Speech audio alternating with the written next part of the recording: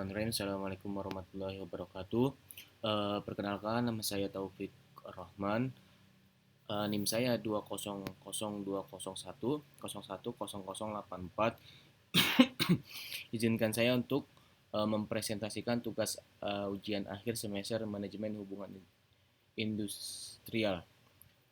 Ya, langsung. Dinamika hubungan industrial di Indonesia. Tantangan dan harmoni. Presentasi ini akan mengupas tuntas kondisi hubungan industrial di Indonesia saat ini, dengan fokus pada peristiwa dan berita terkini dari media resmi. Kami akan menganalisis berbagai aspek yang membentuk lanskap hubungan industrial, mulai dari perselisihan hingga dampak kebijakan, serta menawarkan strategi penyelesaian konflik untuk mencapai harmoni. Next. Agenda memahami lengkap hubungan industrial. Ya, yang pertama, kondisi terkini dan sektor fokus. Melihat situasi hubungan industrial di berbagai faktor vital perekonomian Indonesia. Yang kedua, isu krusial hubungan industrial. Menganalisis isu-isu utama seperti PHK massal, upah minimum, dan peran serikat pekerja. Yang ketiga, analisis teoris dan hukum. Menggunakan kerangka teori tripartit, negosiasi kolektif, dan hubungan ketenaga kerjaan untuk memahami dinamika yang ada. Yang keempat, dampak pada bisnis, pekerja, dan masyarakat. Mengevaluasi konsekuensi dari isu-isu hubungan industrial terhadap seluruh pemangku kepentingan. Dan yang kelima, strategi dan rekomendasi solusi. Mengusulkan langkah-langkah konkret untuk menciptakan hubungan industrial yang lebih harmoni dan berkelanjutan. Next, kondisi terkini sektor manufaktur dan tantangannya. Sektor manufaktur di Indonesia sebagai salah satu punggung perekonomian seringkali menjadi arena di mana dinamika hubungan industrial paling kentara. Baru-baru ini, di sektor tekstil dan Jerman mengalami gelombang PHK massal yang signifikan. Menurut laporan dari Detik Finance, Juli 2024, lebih dari 100.000 pekerja di industri ini terkena PHK akibat merosot permintaan ekspor dan lonjakan impor produk jadi. Situasi ini tidak hanya menimbulkan krisis kemanusiaan bagi pekerja, tapi juga memberi tekanan berat pada stabilis ekonomi regional. Perusahaan-perusahaan menghadapi dilema antara penjaga kelangsungan bisnis dan memastikan hak-hak pekerja terpenuhi. Penyebab utama dari gelombang PHK ini adalah kombinasi faktor global dan domestik. Secara global, perlambatan ekonomi di negara-negara tujuan ekspor utama seperti Amerika Serikat dan Eropa telah mengurangi pesanan secara drastis. Di sisi lain, banjir produk impor yang lebih murah membuat produk lokal kalah bersaing, menekan profitabilitas dan kapasitas produksi pabrik-pabrik tekstil di dalam negeri. Hal ini menciptakan situasi genting di mana perusahaan-perusahaan terpaksa melakukan efisiensi radikal, termasuk pengurangan tenaga kerja. Isu krusial, perselisihan hubungan kerja dan PHK massal.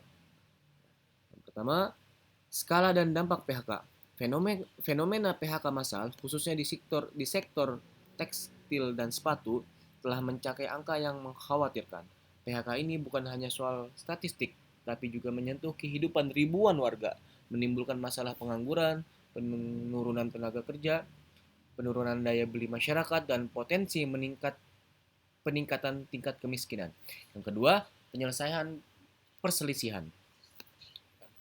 Banyak kasus-kasus PHK yang berakhir di meja perundingan tripartit atau pengadilan hubungan industrial (PHI).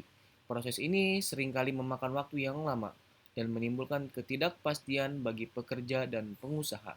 Menyoroti kebutuhan akan mekanisme penyelesaian yang lebih efektif dan cepat. Ketiga, dasar hukum PHK.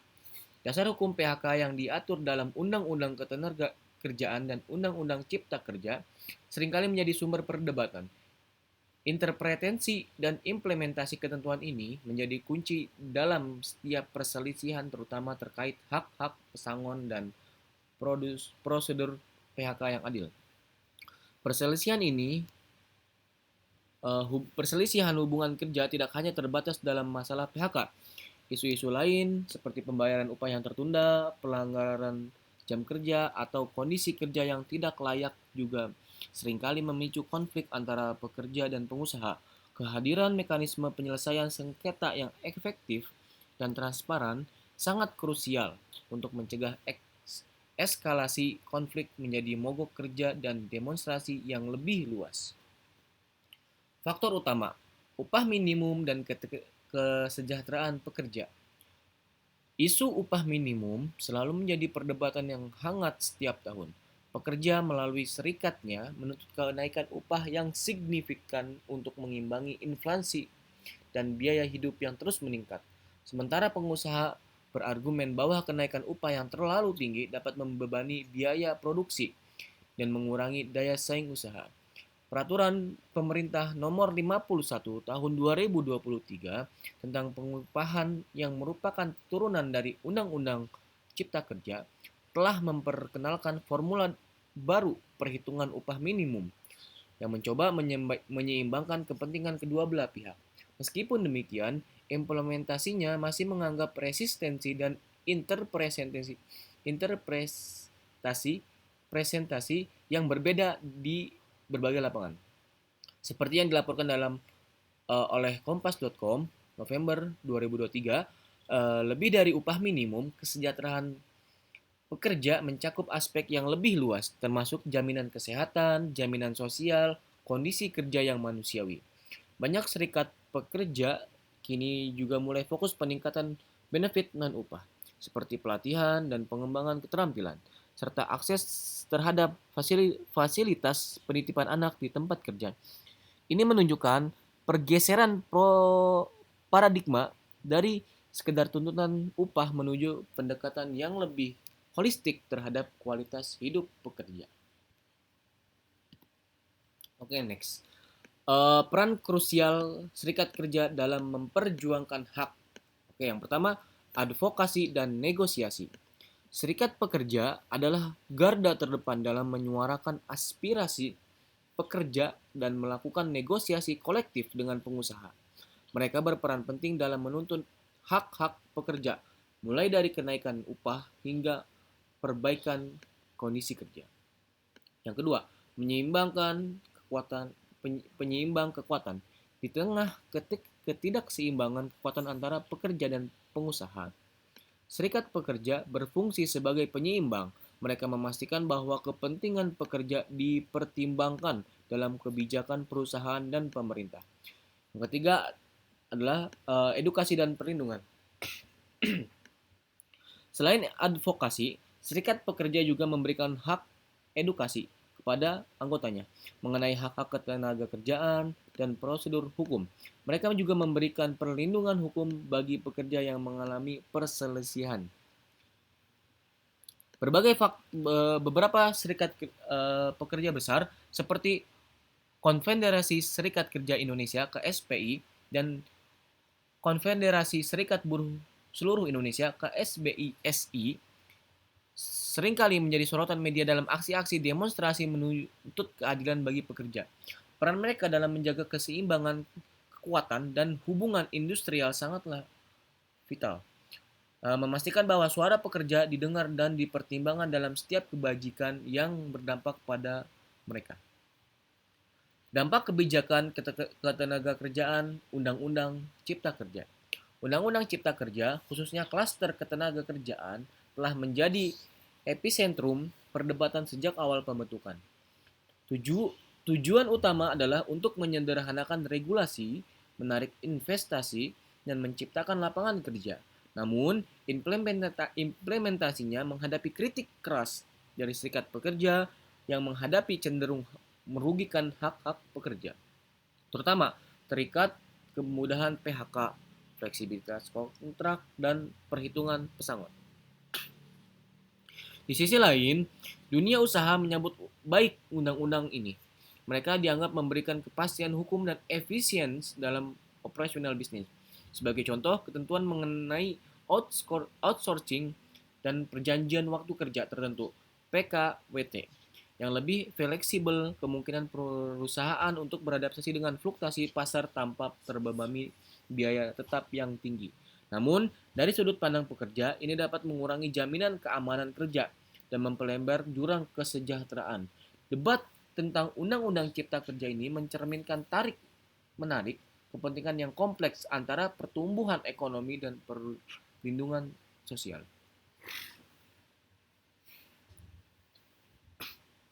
Analisis teoris, model tripartit dan negosiasi kolektif.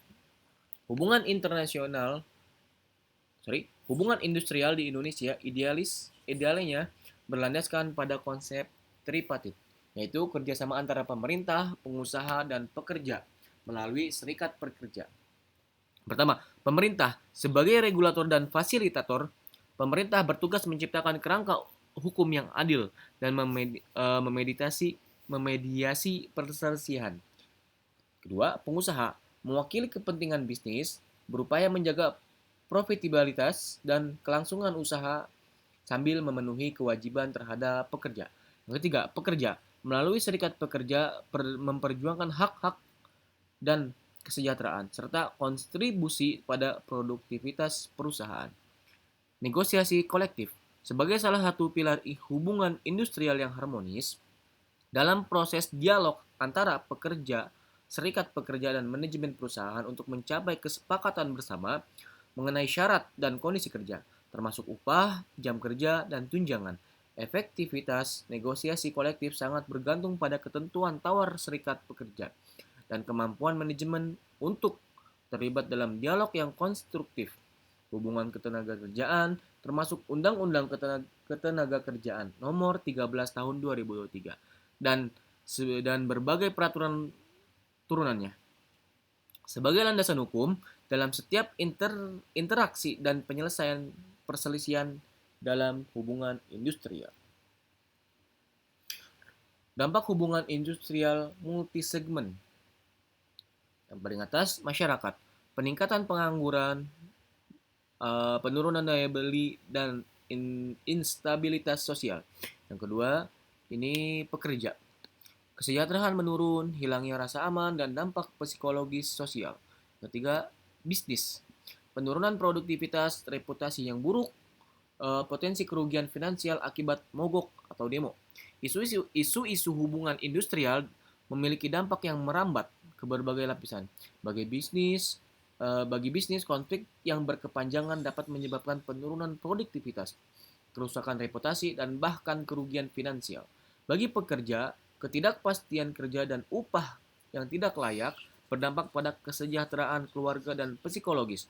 Sementara itu, bagi masyarakat luas, instabilitas hubungan industrial dapat memicu peningkatan angka pengangguran, menurunnya daya beli, dan potensi instabilitas sosial yang lebih luas. Menciptakan hubungan industrial yang harmonis dan adalah investasi jangka pandang untuk stabilitas ekonomi dan sosial. Strategi dan rekomendasi solusi menuju harmoni. Untuk meningkatkan hubungan industrial yang harmoni dan berkelanjutan, beberapa strategi dapat diterapkan. Yang pertama, penguatan dialog sosial, mendorong forum dialog tripartit secara berkala di tingkat nasional maupun sektoral untuk membahas isu-isu ketenagakerjaan. Yang kedua, revisi kebijakan pro prakerja, mengkaji ulang beberapa ketentuan dalam Undang-Undang Cipta Kerja yang dianggap merugikan pekerja untuk mencapai keseimbangan yang lebih adil. Yang ketiga, pengembangan mekanisme resolusi konflik alternatif, memperkuat peran mediator dan konsiliator di luar pengadilan untuk menyelesaikan perselisihan yang lebih cepat dan efisien. Yang keempat, meningkatkan kesejahteraan non-upah, mendorong perusahaan untuk menyediakan fasilitas dan program yang meningkatkan kualitas hidup pekerja di luar aspek finansial. Dan yang terakhir, dan yang kelima, pendidikan ketenagakerjaan, meningkatkan pemahaman pekerja dan pengusaha mengenai hak dan kewajiban masing-masing sesuai hukum yang berlaku. Dan yang terakhir, peningkatan kualitas negosiasi kolektif, melatih serikat pekerja dan manajemen perusahaan dalam teknik negosiasi yang efektif dan konstruktif. Oke, sekian dari saya. Eh, Kurang lebihnya mohon maaf. Terima kasih. Assalamualaikum warahmatullahi wabarakatuh.